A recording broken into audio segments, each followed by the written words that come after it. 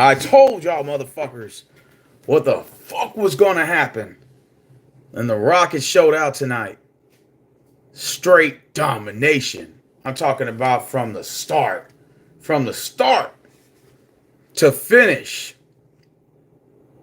The Rockets just fucking dominated Golden State. And here goes the Warriors are like, oh, we dominated the Rockets in game one. I'm like, and what about tonight in elimination game? The Rockets done showed out on all sides of the ball. All sides of the ball. Rockets start off 16-point lead at the end of the first quarter. We were up by 30 at one point and was still up at 27 at halftime.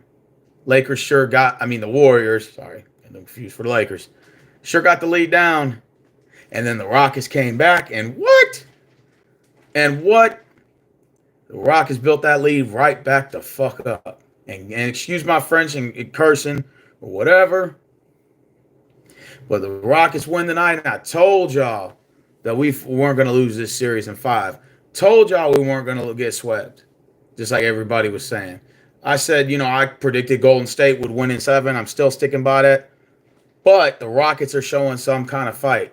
And I said, it wouldn't surprise me, Game 5, elimination on the line, the Rockets got one more blowout in them, that they're going to blow the Warriors out just like they did in Game 2. And icing on the cake. That's exactly what happened. Rockets aren't going to die down. This young team's fighting, man. I freaking love it. And, of course, I was looking for some big numbers, but not the numbers that I saw tonight. You know what I'm talking about? First of all, let's give a shout out to Dylan Brooks. 24 tonight for Dylan Brooks. And Dylan Brooks has not been like this all profound, elite player that's going to give you 10 plus a game. He's more of a defensive guru. But D Brooks showed up tonight for 24 points, man. Give this dude a shout out. 7 for 13 field goal percentage. He was perfect from the free throw line. 8 for 8. That's what I'm talking about in 29 minutes. So like I said, D Brooks, big game tonight. Amin Thompson, 25. Playoff high for him. No, I got the sinuses, man. And I've been going around for a couple days now. Seguin had 15, but hey, it's okay. You have under 20, it's cool as long as your other guys step up, and that's exactly what happened, man. The Rockets showed up tonight. Fred VanVleet, my boy, 26 tonight, boy. 26 tonight on 8 for 13 in 33 minutes. Man, did you show that? 4 for 6 from the three-point line. Lakers losing by 6. I see that. The Lakers going to lose tonight? Wow. I had the Lakers beating Minnesota in 5. And now it looks like the Lakers got beat in 5. What a horrible way to go out. I mean, I don't think LeBron's going to retire, but I'm going to be honest with you. This is looking bad on his career. Well, hey, congrats. Hey, appreciate that. Like I said, I told y'all guys this was going to go the whole distance 7. Could it end in 6 on Friday? Maybe. We go to Golden State. We haven't won there in the playoffs for this team yet. Came pretty close. That Game 4 was just diabolical. Maybe it's going to be another run like this. All I ask for the Rockets is to put in the effort and let the cards fold as they may. And Game freaking 6. If you just put in your effort or whatever and do what you did in Games 2 and in Games 5, if win or lose, I'm satisfied with how this team has performed in the playoffs. I fucking love it, bro. We got a young team up and coming. We've been building this program for 5 years since Harden's departure. A lot of young guys in here. Fred VanVleet wants to play here. Steven Adams enjoys playing here, gives us some veteranship.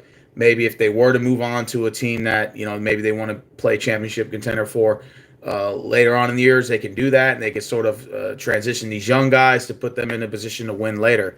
I love it. I love the program. Trust the process. Absolutely, but not the Sixer way. Trust our process. Man, I'm telling you, bro, Jalen Green, he wasn't too effective tonight, 11 points. Jalen Green only had 11 points, but hey, look. I know I've been riding his ass the whole playoffs because he only had really one decent game, and that was Game 2. But because of the fact that Amin Thompson and D Brooks stepped up, both combined 49 points. I'm going to give Seguin the night off. I'm going to give Jalen Green the night off from their low numbers, all right? Because Ben Thompson and D Brooks stepped up tonight. So, like I said, we blew the fuck out of the Warriors, bro. I'm talking about from start to fucking finish, dude. We would just whoop the floor with this team.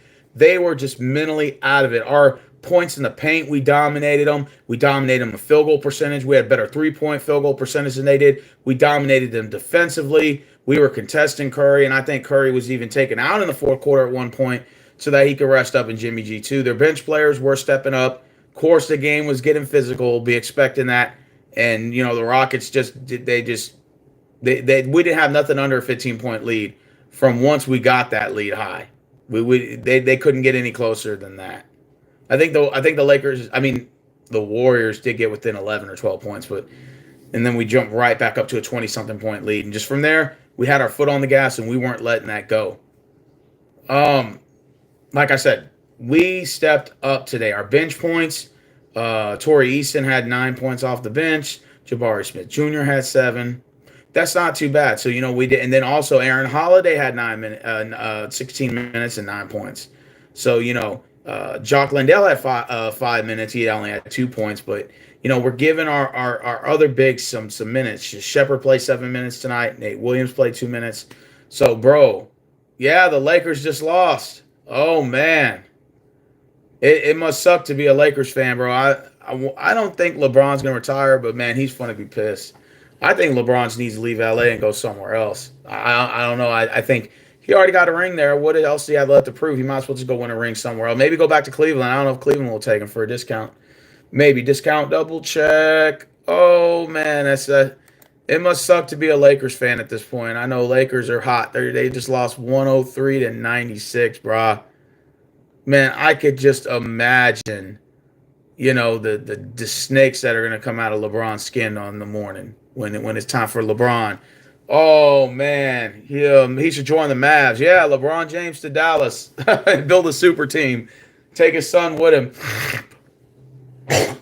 You know what? That would actually be a good deal. Bring LeBron to the Mavs. Possibly. Okay, so Draymond Green had 7. Jimmy Butler had 8 points tonight. Oh, man, did he struggle. 2 for 10 from the field goal shooting. And he was 0 for 3 from three-point line, so he didn't make nothing from the three-point line. Stephen Curry had 13 points. Wow, his playoff low tonight definitely was tonight. And he had 23 minutes, of course. Buddy Hill had 4 points. And, of course, Brandon Pozinski had 8. Off the bench, Kevin Knox II at 14. Garbage time points. Davis had, I think, 7. 4. Santos had 7. 8 points for Gary Payton II. Moses Moody had 25. Pat Spencer had 11. Pat Spencer is one of those little dark gems on the Warriors that's kind of fun to watch, and nobody really kind of thinks about him. You know what I'm saying? In the lineup, but he's actually got a pretty good shot. You know what I'm saying? He's a little undersized, like JJ Barea type, but he does have a shot.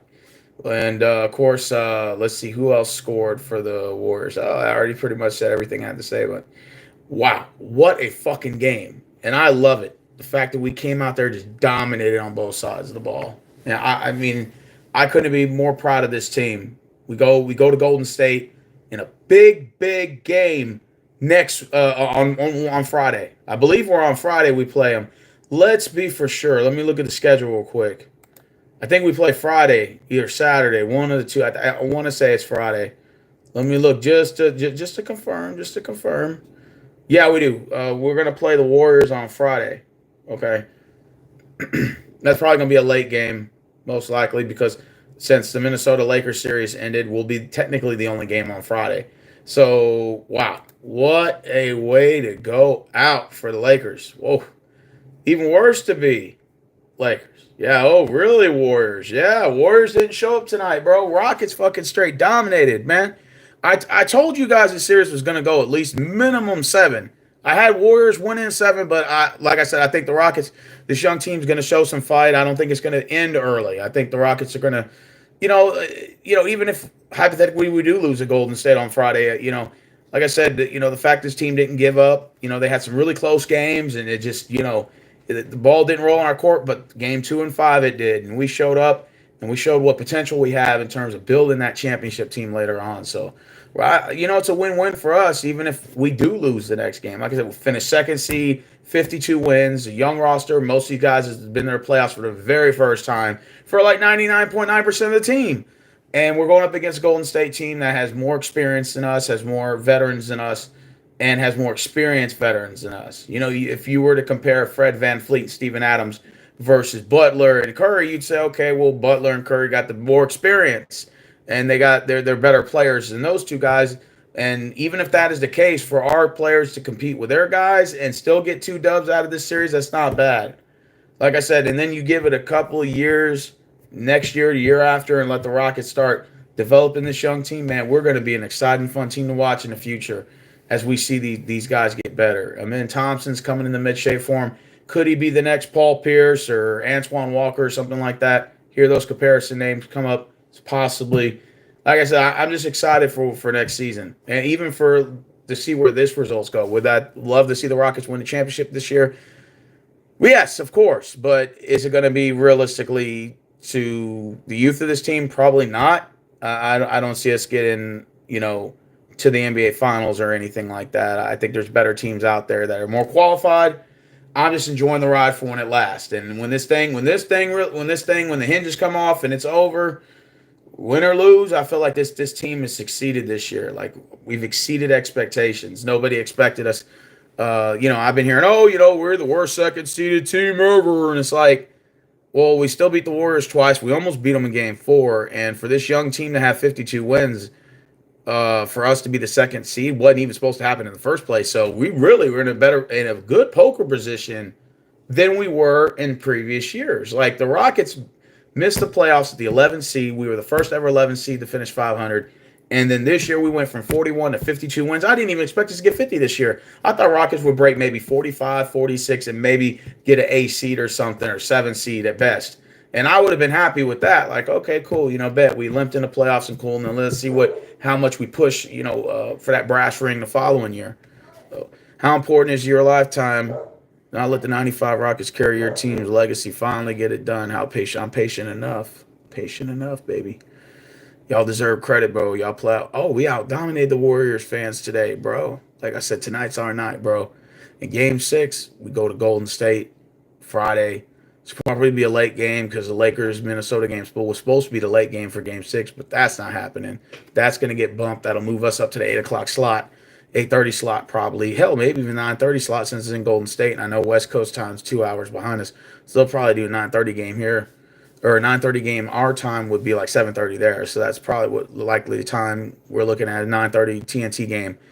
And like I said, the Golden State's a 5.5-point favor, according to Vegas odds, right now as we speak. So they are a 5.5-point favor. They are in poker position to take the series. Home court advantage is a big thing. You steal the home court advantage, and now all of a sudden you're in that poker position to win. The series is everything. Let's put it like this: it would look worse for Golden State to lose than it would for us to lose. You know what I'm saying? Because they had the more experience than we do. So if I was in the locker room, I'd say, guys, go out there, give it your all, and dominate those offensive rebounds, get those turnovers, and also put a body on Curry and get physical. It's going to be this game is going to be very physical. Warriors are not going to give it to us, and like I said, we have to take it. That's the mindset going into Game 6, and I'm totally in favor of the Rockets coming in and at least putting up some sort of effort. I don't think it's going to be a blowout. I think it'll be under 10 points, something like that, maybe under 5. Game will be very close, and I think the Rockets are going to give it their all, win or lose.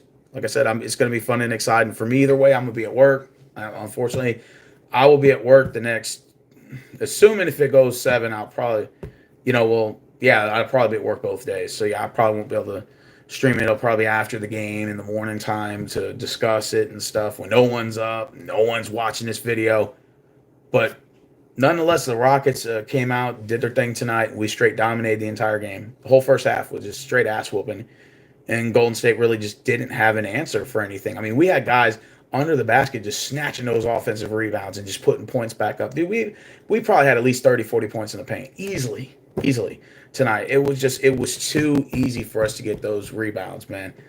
And I just think once Golden State was down 30, they were just mentally out of the game at halftime. You could just see the whole position. In fact, their bench put more of a spark up than their starters did, and their bench almost led them to maybe down. I think they got down by 12 or 11 or something like that at one point.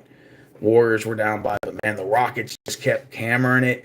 And once we brought back in Brooks and we brought back in Jalen Green, they done lit that board up again, and the Rockets were just finding ways to get baskets and stops and turnovers, and we dominated on all cylinders, dude. This was a straight complete game all around. We beat the living breaks off the Warriors tonight, bro.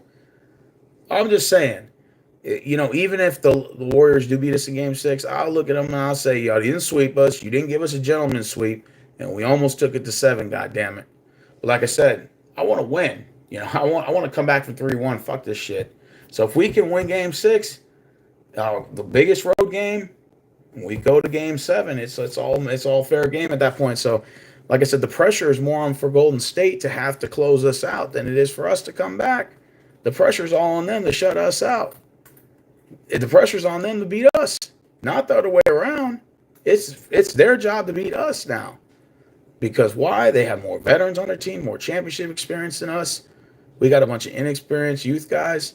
It's more pressure for them to beat us than it is for us to beat them. And that's why I like this poker position the Rockets are in. They have a really good poker position right now and a really good chance to make something happen in Game 6.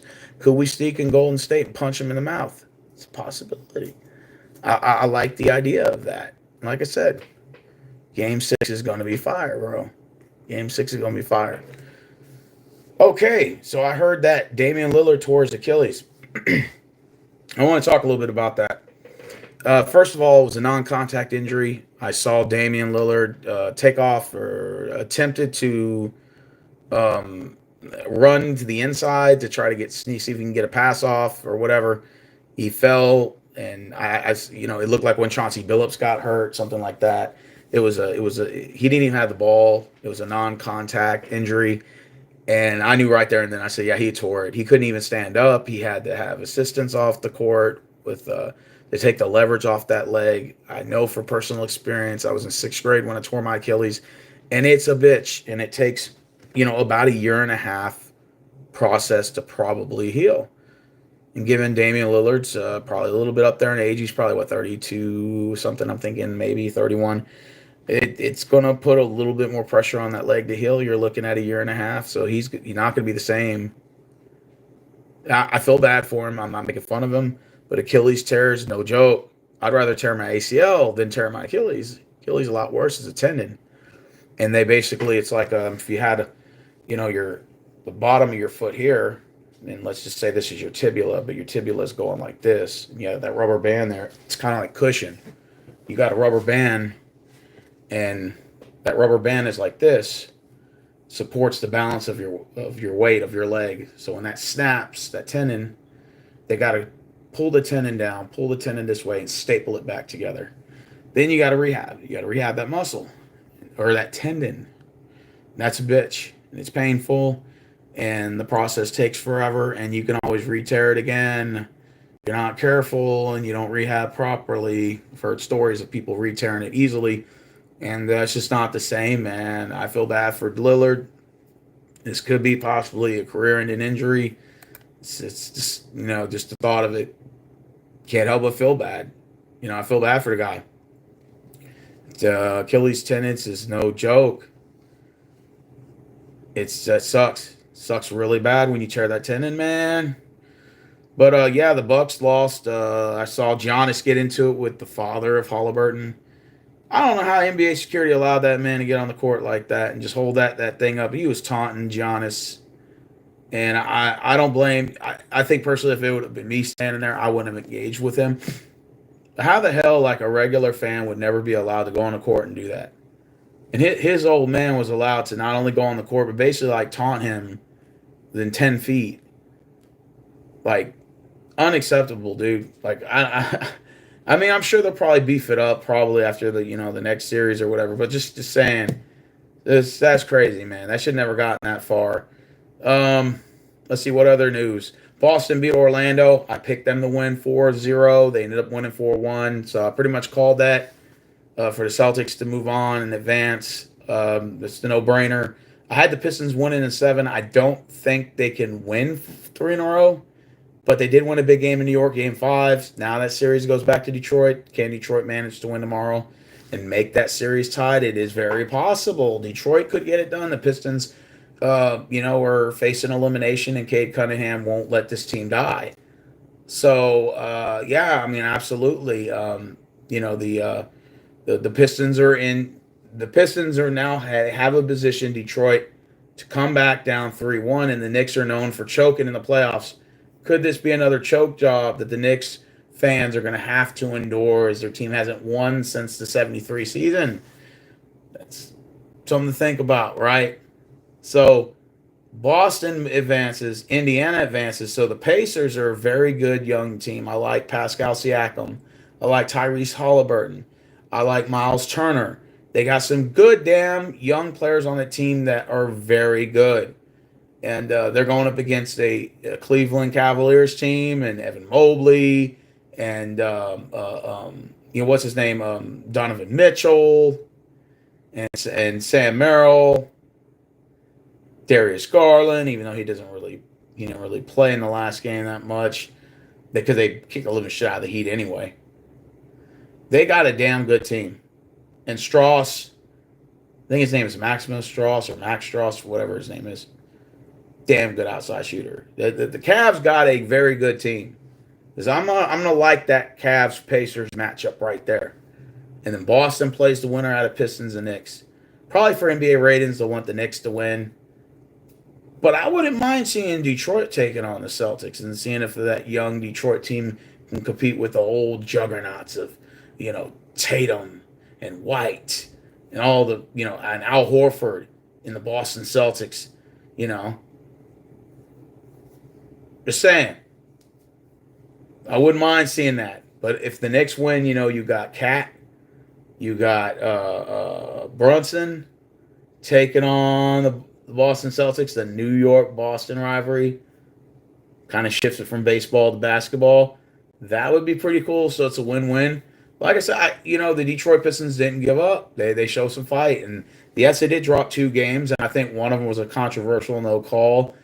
I looked at the replay like dozens of times, and it looked like he was kind of fouled, but then it looked like it kind of wasn't because, the guy jumps out with his arms up, but he's not charging at him necessarily. He's trying to impede his spot. Then the shooter tries to shoot, and sometimes they'll try to blend in to make it appear to be. It looked like incidental contact. To me, I could understand why the refs didn't call it, even though the fall from it appeared to look as if it could have been a foul or whatever. It's one of those things where if you would have called it, and then if you didn't call it, it's like it kind of goes either way. I thought it was a good no call. That's what I thought it was. But a lot of people were very upset about that no call. But the Pistons, even in both their home losses, they showed up. They showed some damn good fight. And they've won 2 games in New York. They've lost 2 games in Detroit. So they could take something out of this and say, okay, we're successful on the road, but we're not successful at home. How can we translate that win to win in a home game? Now it's an elimination game, so we have to win one home game. So we got to win what? Game 6. We got to win the Game 6 game when New York comes here. And so obviously that's going to probably be for what? Tomorrow? When is the next game? Let's see, Thursday? Let's see. Okay, so yeah, New York at Detroit tomorrow. Detroit is a 1.5 point favor. You got Denver going to the Clippers. The Clippers, that was your series to take. You dropped the ball. You should have first of all, that Aaron Gordon shot at the buzzer where he grabbed it and tried to slam it, and then he did slam it, but the clock turned red as the ball went in, but his fingers were still on the ball, but it was halfway through the hoop. That was one of the coolest innings of basketball I've ever seen. The Clippers should have won both games in Denver. They blew the first one. Now it's come back to bite them in the asses. Now Denver kicked the living shit out of the Clippers in Game 5. Now Denver's got a commanding 3-2 lead. Clippers are going to be at home tomorrow, the 9 o'clock game. Clippers are a 6.5 point favor. I would take that bet. I'd take Denver with the 6.5 points. I think Denver could very well go into the Clippers and sneak a win. But the question is, can Denver win by 7 points or more and take that bet? So that's it's really the points, is going to be the issue here, the 6.5 point spread. So if you have to take those points, you got to win by 7. So you get Denver with the ball up by 7. So basically, can the Nuggets win by 7? That's going to be the question there. I mean, it could be one of those nail biters at the very end, that sort of ordeal. But yeah, who am I going to take tomorrow? Marvin said, I got Detroit to win it again at home. I think they get that win right there and tie the series at 3. It's going to be a very big game 7. Yes, Detroit would have to go to New York, and that'll probably be for a Saturday matchup. And of course, they don't have the time for that one. It just says to be determined. Okay, and then Denver at Clippers. I think the Clippers blew their chance in securing it. I don't see them winning the series. I think it's over. I think Denver wins in 6 and shuts out the Clippers. I think once the elimination pressure, James Harden's going to do what he does best and jokes in the playoffs when it matters the most. I think if the Clippers really wanted to win this series, they should have won Game 1 and not have blown that double-digit lead in the fourth quarter. They should have gotten that win. They didn't, and therefore, I'm going to go ahead and go with Denver to close out the Clippers. And so Minnesota now wins. They beat the LA Lakers, and so now Minnesota is going to advance to the next round. So who are they going to play? Houston? Or they're going to play Golden State? So if they play Houston, they got to go at Houston for 2 games. But if they play Golden State, they're at home with Golden State. It makes it a little interesting now because, of course, Golden State will probably, if assuming they beat us in 2 days, you would assume, okay, they could probably beat the Wolves. Wolves will have home court advantage. Does that make a little bit of a difference there for Ant-Man and for Minnesota? Gives them sort of a little leverage going into the Western Conference Finals. This makes it for a very interesting second round. Either way, right? So this is going to be a very fun NBA playoffs. Right now, it's kind of shaken up, and the first round has gotten really good. I'm liking this NBA playoffs. I like the rivalries. I like the physicality. The Pacers and the Bucks, the Rockets and the Warriors, get it going at it. It is fun. The Knicks and the Pistons grinding it out at the very end of these games. You got Cleveland and Miami. Cleveland is fucking whooping the floor with them, right? OKC and Memphis got in a couple of scuffles. You got Denver and the Clippers, James Harden and Chris Braun going at it. You got Aaron Gordon and James Harden going at it. You had Russell Westbrook and James Harden talking shit to each other. I mean, this right here is what basketball should be. The problem is it's not like that all year. It's just like this in the playoffs because this is where it matters the most. They're playing to stay on the board, to remain on the board, and to win a championship. So this is what is so exciting. All these series are fun and exciting to watch. I think basketball has been missing that rivalry for some time. And I think we've been starting to see the development of these rivalries, man, these old rivalries that basketball's been missing. A lot of these players for the last, so many years have been, trying to figure out, how do we make basketball fun again? Well, what was the problem? Why was the NBA struggling so bad in ratings? Because there's no rivalries. I think that there's no trash talking. I think Draymond Green was on to something. I think he's a piece of shit. He is a piece of shit, Draymond Green. But what I will agree with him on is that there's no trash talking. He's like, damn, I'm trash talking you. Get back with me here. Stop this friendly shit. And what have we seen since then? It's just now, this year, it's ramped up in the trash talking. So it's made it, because there's been the stereotype that NBA players just want their money, they secure the bag, and they don't play on the basketball court. Load management, they play when they feel like it, and they don't play defense, and blah, blah, blah. Well, now, at least in this playoffs, you're starting to see a little bit of that, and players are starting to get physical, and they're starting to go at it. It's just, to me, it's been fun. It's been fun and exciting for me to watch. Basketball has been fun. The playoffs has been exciting. Regardless if the Rockets even lose on Friday, I'm having tons of fun. This is exciting. The Rockets didn't lay down. They didn't give up. They won 2 goddamn games, man. Just imagine if we take game 6 in Golden State and we go in there and shine. It is more pressure for Golden State to win than it is for us to lose. So if that is the case, the pressure is on them more than it is on us. It's not, oh, we've beaten Houston before. Yes, you have. So then that means the pressure's on you to close us out. So if we know that there's no pressure on us, and we know that the pressure is more on you, it's more on Golden State.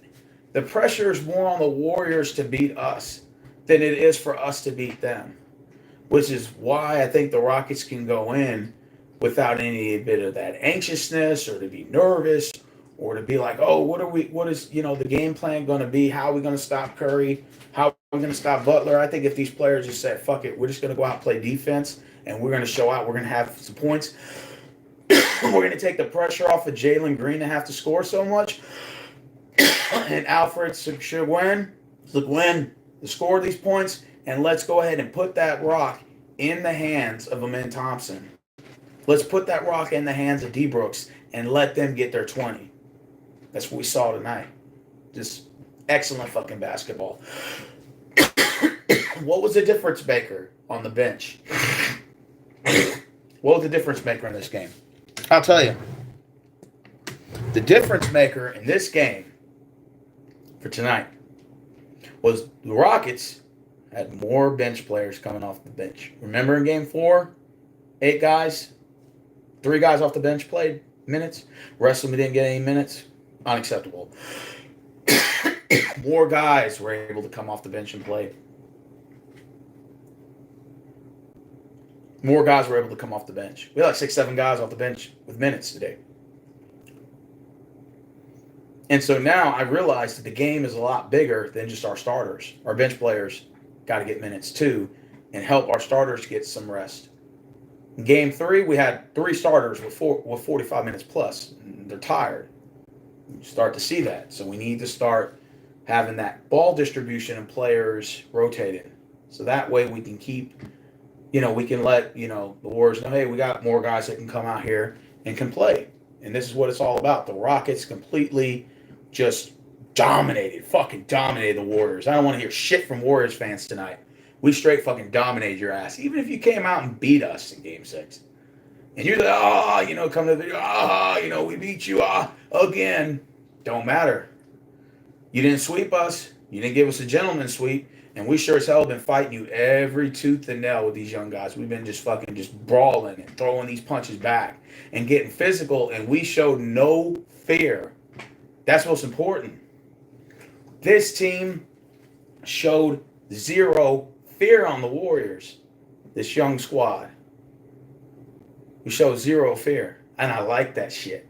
I like it. I like the competitiveness. I love the trash talking. I love the physicality. I love players fighting for loose balls. I love players fighting for rebounds. I love players getting in Draymond Green's face and talking shit and letting him know he's not the only person that is capable of talking shit. That other guys like Torrey Eason, Fred VanVleet, Amen Thompson, D. Brooks can get in the face and talk shit too. And that was what it was all about. Players were getting involved. And we were fighting for those loose balls. We were fighting for the jump ball. We were fighting for the rebounds. And you can see it out in the court. Go watch the replay for any of you didn't watch it. Go watch the replay of that game. And I'm telling you, you're going to see a lot of it. Rockets played a full team basketball game today. The whole series was never a team basketball game. Even in the second game we won. Tonight was different. We had more rotating players, better coaching, and players fighting, and guys sharing the ball and getting minutes and sharing the points. And I think this was a full dominating game tonight. I told everyone, I said it wouldn't surprise me if the Rockets straight up came out and dominated the Warriors. I just didn't think it was going to be like this. I just thought it was going to be more similar to game 2. Jalen Green shows out, probably has another 35-point game in him. Seguin probably has 28 points or whatever. And then everybody's kind of has mid-tier points, but just a little bit more of a defensive effort and getting those loose balls and getting those offensive rebounds like we've been doing the entire series. We've been out rebounding Golden State the entire series. So just with that being alone, I said, you know what? If we can do that, maybe we can get another win. We'll squeeze another win out of here. But when we had a full team dominant game, now guys are starting to shake off that nervousness from that non-playoff experience. And we're just showing Golden State, hey, we're going to make you earn this. We're not just going to give it to you. You might think we're just giving it to you because you got 3 wins on us. And, of course, you're in that poker position to close us out for Game 6. But the Rockets aren't showing any fear. And that's one thing they can never take away from us, is that we showed zero fear against this team. Go watch the entire series. Go look at Game 4 that we lost. Go look at Game 3 that we lost. The game was close to the last 5 minutes, and Game 4 was back-to-back the entire game. In fact, we were winning that game by 13 and by 15 in the second. So I'm just saying, these games have been very close. They haven't been whooping our ass. Like they say in I see the little comments in the Rockets Warriors highlights games. The fans of Golden State make it sound like they beat us by 30 points every game. It's like, no, these games have been going back and forth. They've just been the lucky victor in all those games.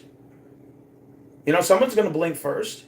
You guys didn't whoop our ass. The only time you kicked our ass was really Game 1. Game 1 was really the only time you kicked our ass. And I'll give you credit to that. You did whoop our ass, and we whooped your ass in Game 2 and Game 5. And then if you're like, we beat you by double digits in Game 3, okay. So what? You beat us by double digits in Game 3. Who gives a fuck? Just understand, we've been keeping it close the entire fucking time. This isn't no easy series, as y'all put it. It may sound like you kicked our asses. I get it. You got the 3 wins, but go look at the scores. The scores say different. You've barely been beating us. Not like you didn't kick our goddamn ass. What is your prediction of the Lakers winning the finals? Was way off. Oh, absolutely. I think LeBron's going to do 2 things. I don't see how he stays in LA. I really don't. I don't see how he does. How does LeBron stay in LA after this? It's just, to me, personally, if you're not going to retire, you have to go somewhere else. It's almost a must. And he's going to take his damn son with him. And go ahead. I mean, that's just going to be another hilarious chapter in the LeBron saga. I think if you're LeBron and you're just trying to squeeze a 5th one out of you just to get off that goddamn 4 championships, and you just want a 5th one just to say you got 5, you're going to have to go somewhere where the pieces are already there. To me personally, it wouldn't surprise me if he tries to go back to Cleveland on some sort of retirement tour or possibility of a discount, some sort of discount.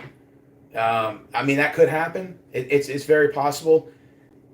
The only way I could see LeBron winning is he'd have to go somewhere a lot of veterans are at. And to me, looking at all the teams on the field, on the board, the only legitimate place he should go is Dallas.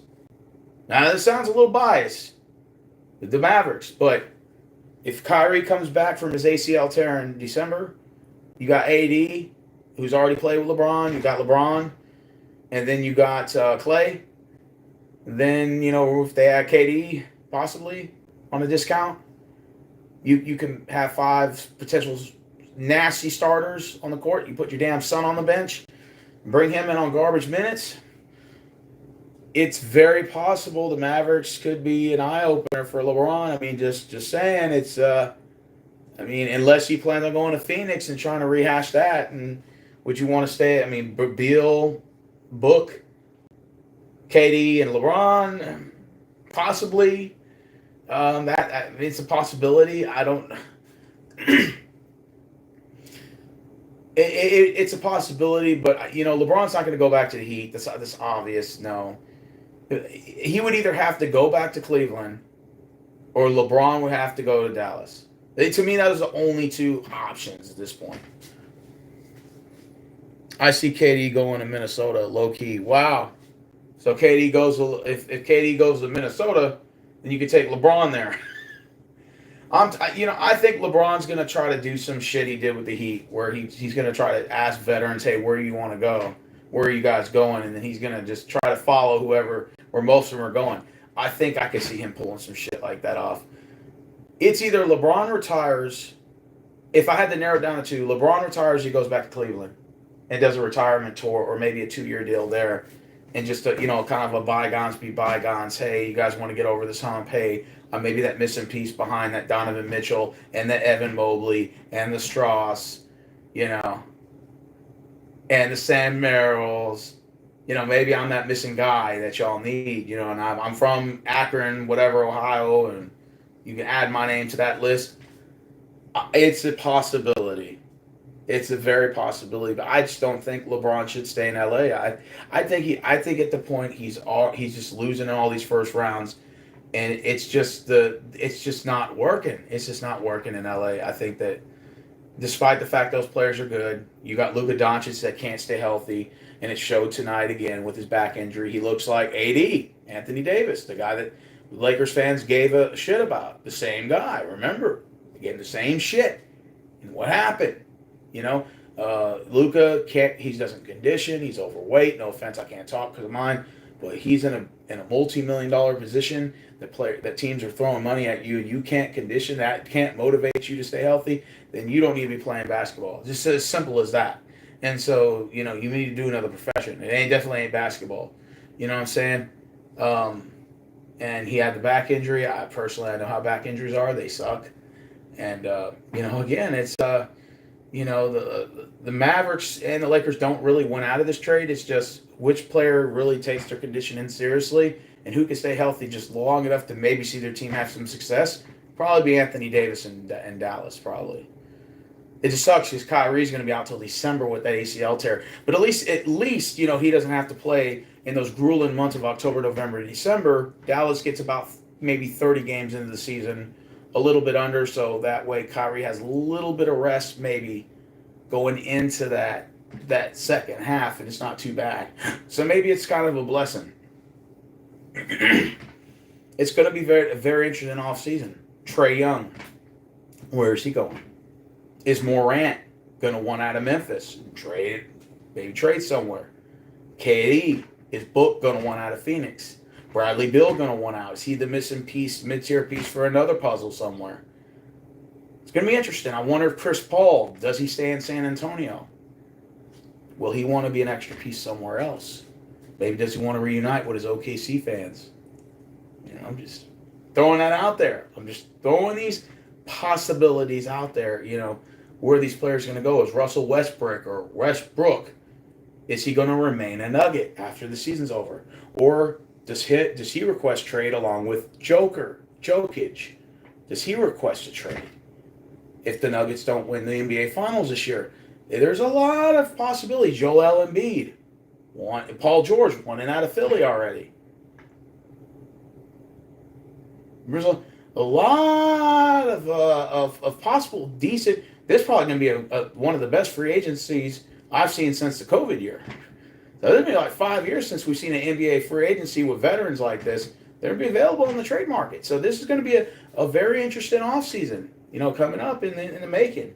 Are the Rockets talented enough to maybe lure in a potential mid-tier star maybe?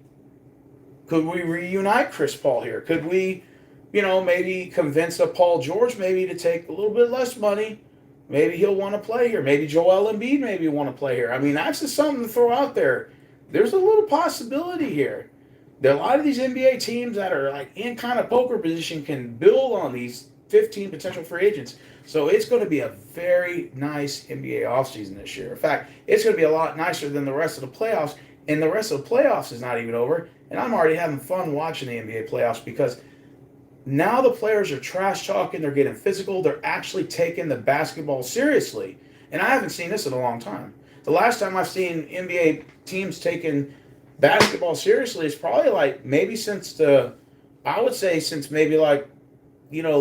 won in 2011, the Heat won the three-peat. I would say maybe Golden State and Houston when they went to the conference finals, in 2017, 2018. I think since maybe a year even before COVID, you haven't really seen competitive basketball at its finest. You've just seen sort of lazy basketball, no trash talking, too much friendliness going on the court, players clubbing after a loss and stuff. And so you start to question, are these players really, do they care about playing, or is this just some bullshit just to fucking secure my bag and then be lazy on the court? I think the playoff, at least from a playoff standpoint, I think basketball got a little more interesting with the trash talking, with the physicality, with the possible players going at it. Reminds you of that '90s basketball, reminds you of that '80s basketball, and that early 2000s. I love it. I love the trash talking. You know, do I hate? Do I dislike? Do I think Draymond's a piece of shit? Yeah, absolutely. But he's good for the game because he trash talks and he gets under your skin and he gets that reaction, and that's what the fans like. They like that shock value. They love that shit, man. You know, I hate Draymond Green, but at the same time, like, I respect the way he approaches the game. And when he, sits there and does his little trolling and talk shit back and forth, I like it because it just shows that he takes the game seriously and he wants the players to engage with him in the same way. So I like it. Like I said, Game 6 is going to be fun. You're going to see a lot more of this shit. At one point, it seemed like a fashion show. Oh yeah, absolutely. Yeah, the Nuggets did win a championship. Yeah. The Heat should pick up Trae Young or Jay Morant. Ooh, that would be a good pickup if maybe the Heat could lower in some stars. Remember, Miami's still a decent destination to go to. You got the beaches. You got the Miami lifestyle. It's almost like a mini Hollywood, a mini Los Angeles, if that's the way you want to put it. So Miami can brand itself alone off the lifestyle, the South Florida, the retirement, the party city, the nightlife. So Miami has its own LA brand. It has its own Vegas brand. It's just one of the very few cities that is still a big attraction where they can still lure in those big names. So it's like I said, it's going to be a very interesting offseason. I'm looking very forward to the future of the NBA in regards to adding a Vegas, or let's go ahead and add in the Seattle Supersonics. Is it possible that the NBA is going to expand the playoff format due to that? I've been hearing rumors of a 24-team playoff format, 12 from each conference, with the top 4 getting a first-round bye. To me personally, I think that's really cool. It adds an element to it.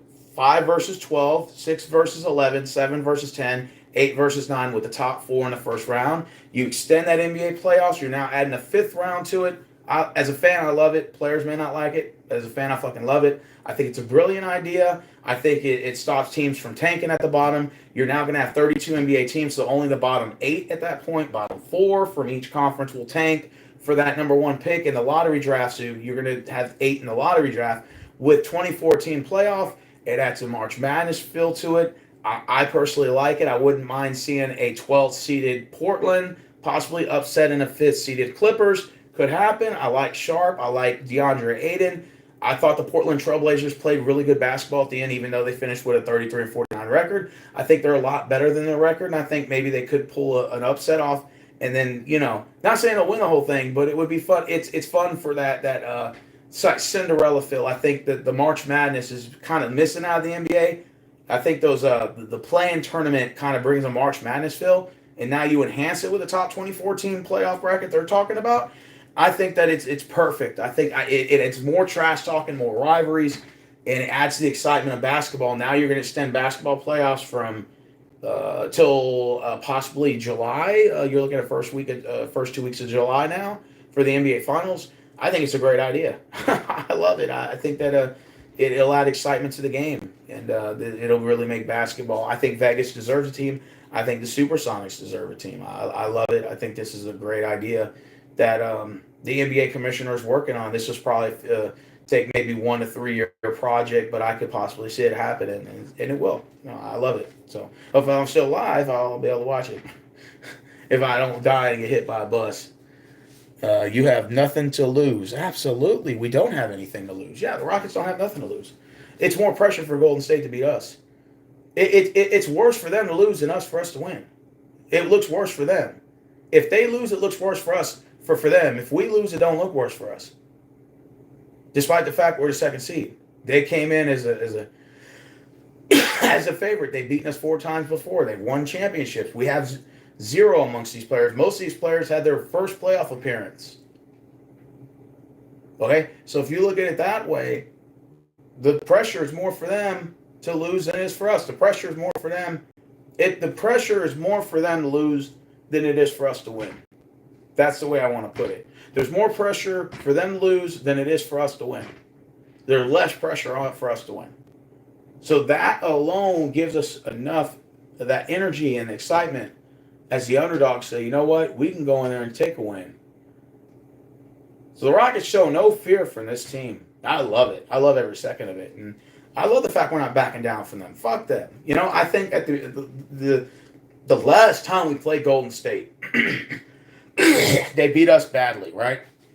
I think they beat us in 5. Right? They beat us in 5 games. The one before that was a 7-game series. Okay? The last time we played them, we looked nervous as shit. And it was kind of like we had already lost. Like, mentally. We're kind of out of it. I was like, okay, this series is over. In the past, the first 3 times we played Golden State, we weren't nervous. Even though they were kicking our asses. But we weren't nervous, and we were actually trying. They were the better team. You know?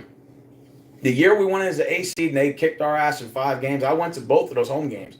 We won. We split it. They beat us in 5, and the Rockets still were fighting. I loved it. Only one of those series is where we were really nervous, and that was the last one. And that was when I kind of said, okay, well, maybe the rivalry's kind of dying out, you know. We're kind of like nervous, and we're not really trash talking. We're, you know, I felt these young guys were just like, you know, they were just trash talking. And I just loved it, dude. Every second of it. You know, thank God there wasn't fist thrown or anything like that. But that 80s, that 90s trash talking was there. I felt it, man. I felt that Jordan Charles Oakley trash talking. I loved it. It was great. They made basketball great again. The Rockets and the Warriors, I would say the Nuggets and the Clippers, the Pistons and the Knicks, the Bucks and the Pacers, all 4 of those series made this basketball playoffs fun and exciting to watch, from the trash talking and the physicality part of it. Fun to watch. Not to discredit the others, but these 4 were the closest thing you saw to 80s, 90s basketball. I fucking loved it. Loved every second of it. And like I said, it's not over yet. We still got a game. We got a very big game on Friday. We go at Golden State. And, you know, for some reason we can't win there. You know, it's a tough hill to climb. The pressure's on us. Well, I mean, the pressure, you know, we have to go in there and win a game down 3 games to 2. So it's you know, Golden State can lose and still be on the board. If we lose, we're off the board. So, you know, there is a little bit of pressure for the Rockets too. I'm not going to sit here and say that there's none. But again, I think it's more pressure for Golden State to lose than it is for us to win. And that alone, I think, will give us the motivation and confidence. And I love the fact that D. Brooks is capable of putting up 25 points. He did tonight, 24. And 25 for him and Thompson. So we saw what our guys are capable of doing when sharing and distributing the goddamn basketball, like I've been talking about at the beginning of the series. And stop it where it's only 2 guys scoring, or maybe 1. Like Fred VanVleet. Fred VanVleet has stepped up. Dude is pretty good. He's good off the ball. He's good in ISO situations, and he's good in pressure situations. And you know what? That experience alone comes from Toronto. When all the years he played with the Raptors, and he also won the NBA Finals 2019. So he knows what that's about. He knows the business. So like I said, all I ask is for the Rockets before I get out of here is just to go out there and show out. You know, if we put up the numbers we did in Game 5, and let's say we lose, I'll be fine with that. If we put up the numbers in Game 5 and we lose, I'd be okay with that. I just don't want to see us lose by 20 or 30 or anything like this. I don't want to see a Game 1 performance. Try to take that out of my mind. I want to see a performance of the rest of the games. We're going out there and you know, and trying and just following the same game plan, and just, you know, if we lose, I can live with that. You know, if you took the same stats off the board and we lose 132 to 131 with the same stats we got from Game 5, I'll be okay with that. Say that it just didn't fall in our place, and I'll be all right. I just don't want to get my ass kicked. You know, I don't want to see a bad performance. I want to see a close game, you know. Like I said, Golden State ain't giving it to us, but we sure as hell ain't going to give it to them, and Game 6 is going to be biblical. You guys got to watch that game. That's going to be a 9:30 game. It's going to be a 9:30 game, so it's going to be one of those late night rack nights where I'm going to have to keep the TV on, let everybody watch the game at my job. We're going to watch the Rockets-Warriors game. It's going to be fire. Win, lose, or draw, or win or lose, I'm happy with this team. I'm happy with our success, bro. I have no no regrets. I thought the Rockets did a really good job in rebuilding all these picks the Nets gave us from that Harden trade, and we really, you know, we just added players to the roster over the years and acquiring free agents, and we've put together a group of guys that looks like they're having fun, and it looks like the morale is good, and the team chemistry is there, and they're developing and they're growing. I love it every second of it. So no, I'm not losing any sleep over this if we lose to Golden State.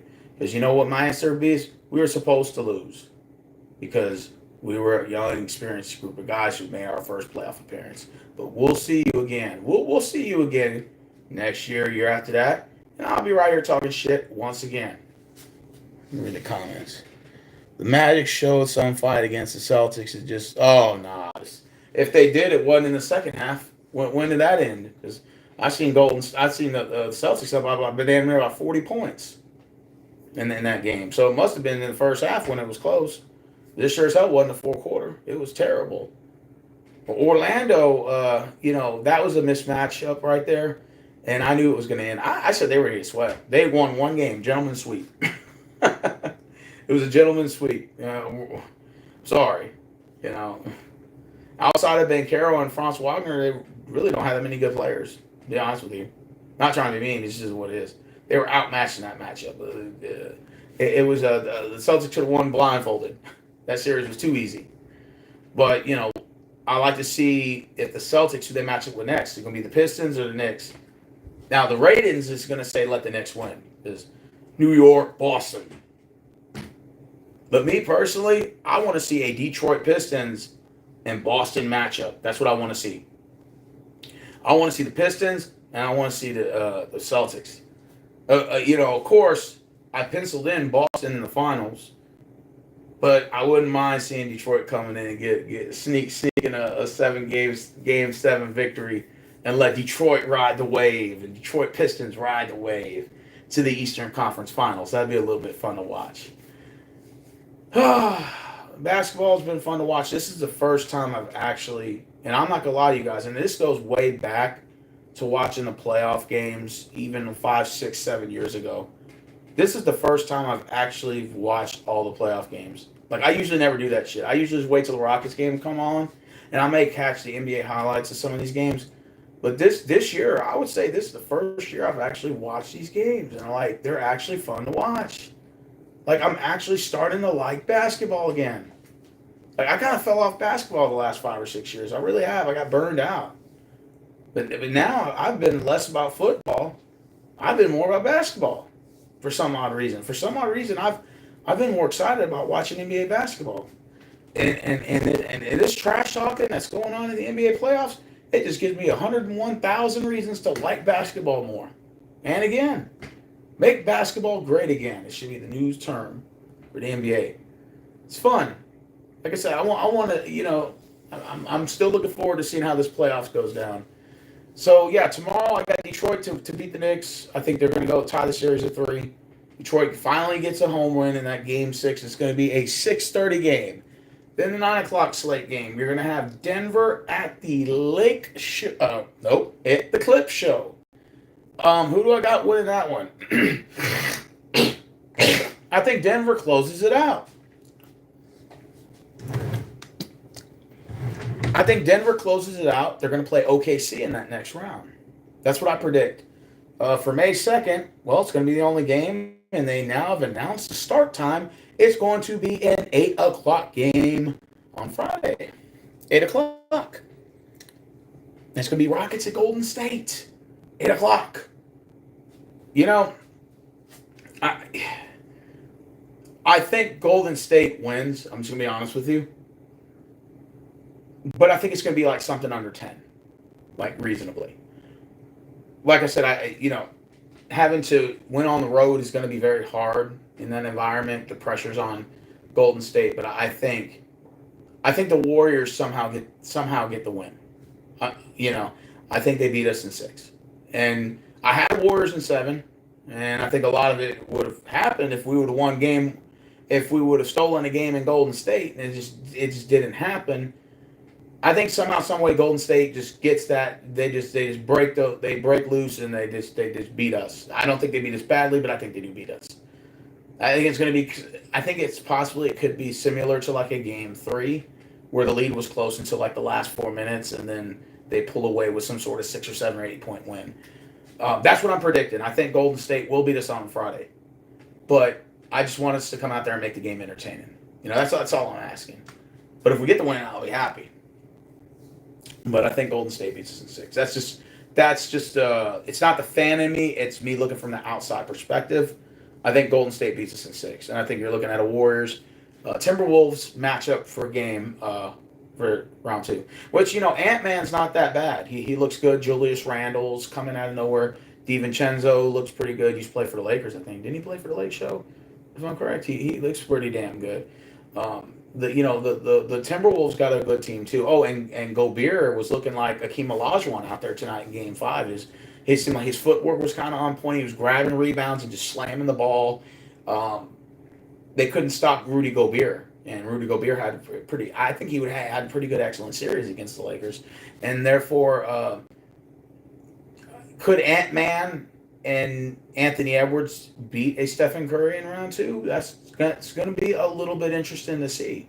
If you're going to see Anthony Edwards against Curry and Dre, and Minnesota has won in that building. Now, have they won a 7-game series? No, but they can win in that building with that group of guys: Julius Randle, Ant-Man, and you got DiVincenzo. I think that's a really good matchup right there. Scary matchup because the Lakers is underestimated. The Wolves, I had the Lakers in 5. I got the 5 right, but I got the wrong teams. They weren't supposed to beat the Lakers, and they did. I don't know how the hell they did it, but they did. And Rudy Gobert was a big difference in this series. In fact, this is probably like his best playoff performance I've ever seen. So shout out to Rudy Gobert for that. I think Minnesota is going to be one of the dark horses of the playoffs. Besides the Indiana Pacers, I had Indiana Pacers for the East to be the next dark horse, but that's going to be a very interesting matchup. There's going to be some very interesting matchups in this NBA second round. Could Denver possibly beat OKC if they win? I think so. I think Denver can beat OKC. Absolutely. I think they can. I know OKC's got a young squad. I like SGA, don't get me wrong. I like Dort. I like Holmgren. I like those players. Don't get me wrong. I'm not like doubting, what the Thunder is capable of. They got a good team. Don't get me wrong. I'm not saying they don't, but I can see Denver going and beating them, bro. I'm telling you, I can see that happening. It's just interesting to see how this NBA shakes up now that the Lakers aren't in. They're going to be out. And, of course, Bucks are out, and Dame Dollar, and what's his name? Giannis. You're going to see some veterans out. And is Boston the front runner to win again? They won last year. Are they the front runner to win again? I don't got the Lake Show in the finals. Who Boston going to play? That's going to be interesting. Can Boston run the table? Or will it be a young juggernaut? Knicks or Pistons? Can the Pistons squeeze a 7-game series out and possibly take out Celtics in round 2? It's going to be an interesting chessboard piece. That Cleveland Pacers series is going to be nasty. Nasty. You know why? Because the Pacers aren't scared, man. They kind of remind me of the Rockets. I like the Tyrese Halliburton. I like Miles Turner. I like Pascal Siakam. They got a damn good team over there, man. And they're fun. They are fun to watch too. So you can just imagine the snakes that are going to come out because the first round's over with. Now we have a bunch of second round matchups, and they realize that the NBA championship is near. The NBA championship is near. Minnesota is definitely a team to look out for. Absolutely. Rockets are not going to 7 with the Warriors. I said that it's possible. I had them going to 7. We would have took one of those games in Golden State. We still win game. Hey, man, look, Curry's kind of a little banged up. I saw Butler kind of a little banged up right there. It's possible. It's possible we could take a game. Is it likely going to happen? Probably not. But it's possible. like I said, the trash talking, the fighting for loose balls, the technical fouls. I love it, man. That's just trash talking's fun. It made basketball really exciting, hands down. So it's got me engaged. Even if the Rockets lose, I'm still gonna watch the rest of the playoffs. This is the first time in like 6, 7 years I've watched every basketball game in the playoffs. It's crazy. I love it. It's fun, man. As soon as the game comes on, and I love it. I'm actually starting to like basketball again. I'm actually starting to like basketball better than football. And then for a long time I like NFL football. Then I like college football. Because college football is a little bit different than NFL. I love the college game day. I love the breakdown of the college game days and how they do it. It reminds me how NFL used to actually take the break. NFL pregame shows used to be cool to watch. Now it's just a bunch of bullshit. It used to be fun watching Saturday football and Sunday breakdown. I don't even watch that shit. I haven't watched a pre-NFL Sunday game in like a decade. It's gotten horrible. But now college game day is badass. That's the closest thing to NFL game day you're ever going to get, is to watch college game day. I recommend it. The Saturday college game day is like watching Sunday morning cartoons. It's just fun to watch, man. These guys do great breaks down. There's no politics, no woke bullshit. There's no left ring, white ring bullshit. It's actually about fucking football. I love it. I love it. NFL is all about everything but football. That's why I can't watch NFL Sunday anymore, because it's never about football. So I just fuck it. I just got tired of it. But yeah, I can watch NFL. I could watch a college game day, and then of course the NBA. Man, the NBA has really changed its demeanor, at least for this playoffs. I don't know if somebody told them, if the NBA general managers or something. They said, you guys need to cut this friendly bullshit out, and y'all need to start actually building rivalries, because it's actually affecting our sales. You need to get these fans pumped up, and you're not doing that. All this friendly handshaking, let's go to the club after a 30-point loss. That shit needs to stop, bro. Seriously. And I'm glad they did. I'm glad there's actually rivalries back. I think this is what basketball is all about. I think that 80s, 90s basketball is starting to slowly creep its way in. The only thing I would say about NBA is that they need to change is three things. Number one, the playoff format. Once they add the 2 new additional teams, the 2014 playoff format, which I agree with, by the way. I think it'd be pretty cool. It will eliminate the tanking for most of the part, to know that if you're in the dance, there's no reason to tank, right? So then it would just be the teams outside of it, so that's just food for thought. And then number 2, maybe the hand checking, bring the hand checking back. I like the hand checking. It gives the defender more leeway in that case, and puts more pressure on the offense to have to score, not to make it too easy to score. And number 3, to make the 12-foot jump shot more cool again. There's nothing wrong with taking a 12-foot jump shot. I don't like the analytics involved in basketball, where it's like, well, if you miss more threes, that means you make more threes. And it's like, yeah, but there's teams that'll shoot 60 threes and miss 50, but they made 10, and you're happy with that. It's like, come on, man. Let's go ahead and make the 2-point basket cool again. Let's make the back to the basket center shooters. We don't have to have the centers at the 3-point line all the time. You can bring them inside the paint and have them score. Pass the ball inside. If there's a double, dish the ball back out. If you can't take the 3, wiggle it in for the 12-foot jump shot, or the hook tier, or bring back the hook or the floater. Bring back the side floater, the baseline floater. I haven't seen that in years.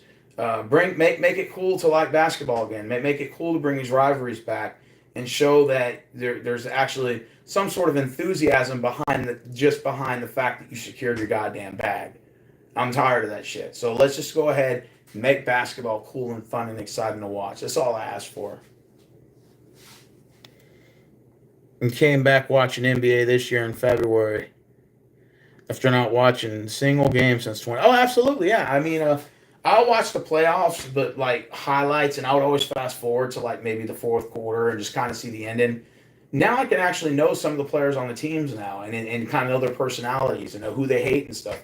It used to be just a friendly, everybody get in a circle and give each other a giant hug after the game. It's nah, now it's these guys hate each other, and they're actually trying to win. I fucking love it. And if they're faking it, they're doing a very damn good job of it. I would say that. If Rockets and Warriors were just putting on a work, I would say you guys did a very good job of that because you hooked me in.